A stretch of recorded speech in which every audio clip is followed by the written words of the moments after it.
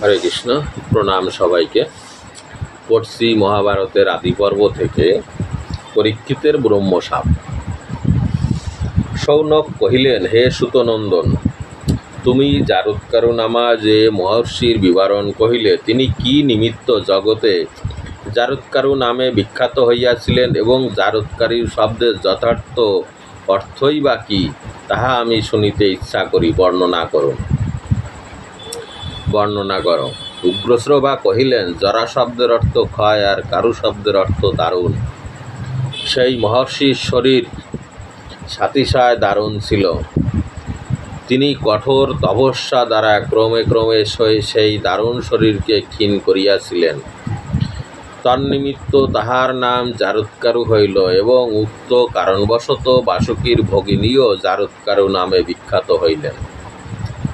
মহর্ষি শৌনক তৎশ্রবণে কিঞ্চিৎ হাস্য করিয়া কহিলেন, হ্যাঁ, তুমি যাহা বলিলে ইহা যুক্তিসিদ্ধ বটে।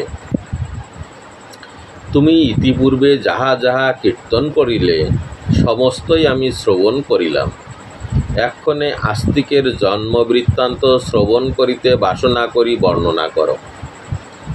উগ্রশ্রবা শৌনকের এই বাক্য শ্রবণ করিয়া শাস্ত্র অনুসারে কহিতে লাগিলেন। মহামতি বাসুকী ভুজঙ্গমগণের প্রতি উক্তরূপ আদেশ দিয়া মহর্ষি জারৎকারুকে ভগিনী প্রদান করিতে উদ্যত হইয়া রহিলেন।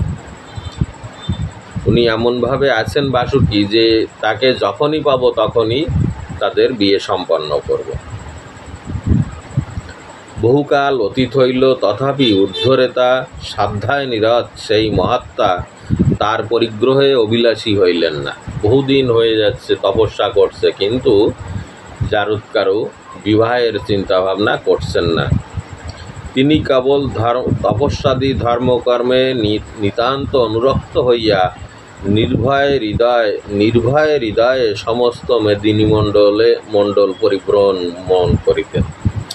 তিনি শুধু ধর্মের কথাই চিন্তা করতেন এবং চারিদিকে এক জায়গায় থাকতেন না। যেহেতু উনি যাযাবর বংশে জন্মগ্রহণ করেছে, যাযাবরদের কাজই ঘুরে ঘুরে বেড়ানো, তারা কোথাও স্থির নয়। তো আজ এখানে কাল সেখানে, উনিও সেই রূপ পুরো মেদিনী মণ্ডল ঘুরছেন এবং তপস্যা করছেন।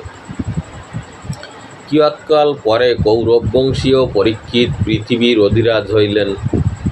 কিছুদিনের মধ্যে পরীক্ষিত রাজা হলেন। তিনি স্বীয় প্রপিতামহ পাণ্ডু রাজার ন্যায় অদ্বিতীয় ধনুর্ধর, যুদ্ধ বিশারদ ও মৃগয়া প্রিয় ছিলেন। তিনি পাণ্ডুর মতো যুদ্ধ করতেন এবং মৃগয়ায় খুব ভালো তার প্রিয় ছিল।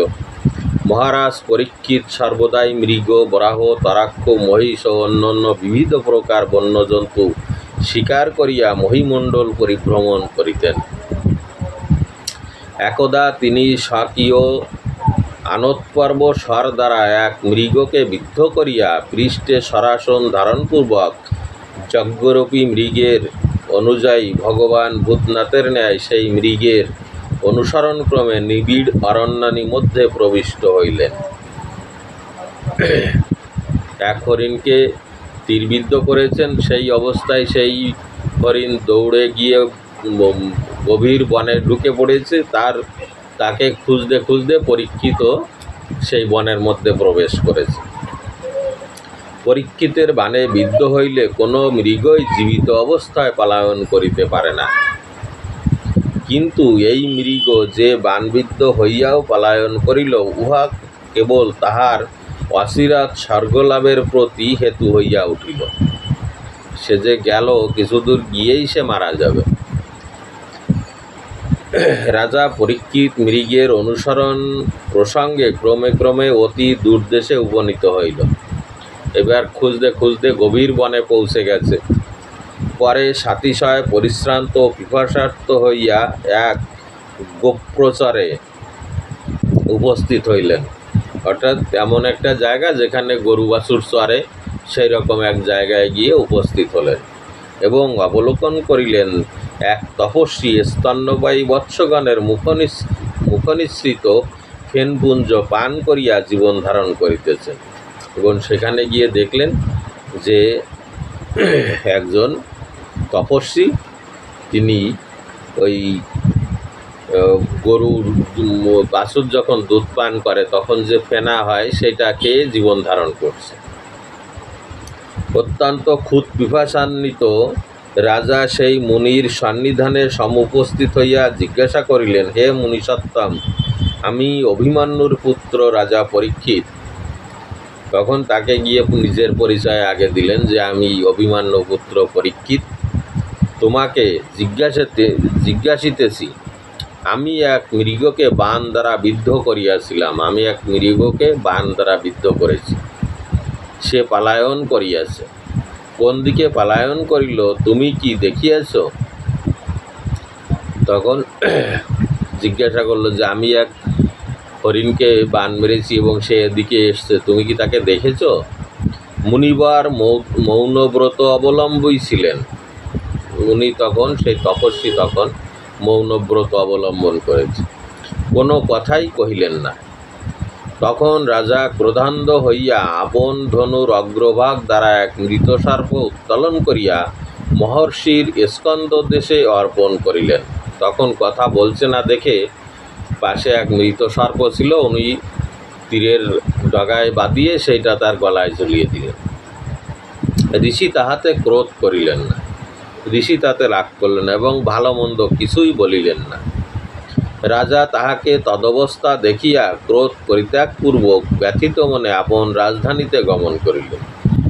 তার গলায় সেই মরা সাপ ঝুলিয়ে দেওয়ার পরেও সে যখন কিছুই বলল না এবং রাগ করল না, সেটা দেখে তার মনে মনে খুব আঘাত লাগলো। উনি সেইখান থেকে হরিণ ঠরিণ খোঁজা বাদ দিয়ে রাজধানীতে ফিরে এলো পরীক্ষিত। কিন্তু সেই ঋষি তদবস্থায় রইলেন, সেই ঋষি কিন্তু সেই অবস্থাতেই রইলেন। ওই ক্ষমাশীল মহামুনি রাজা পরীক্ষিতকে স্বধর্ম নিরত বলিয়া জানিতেন।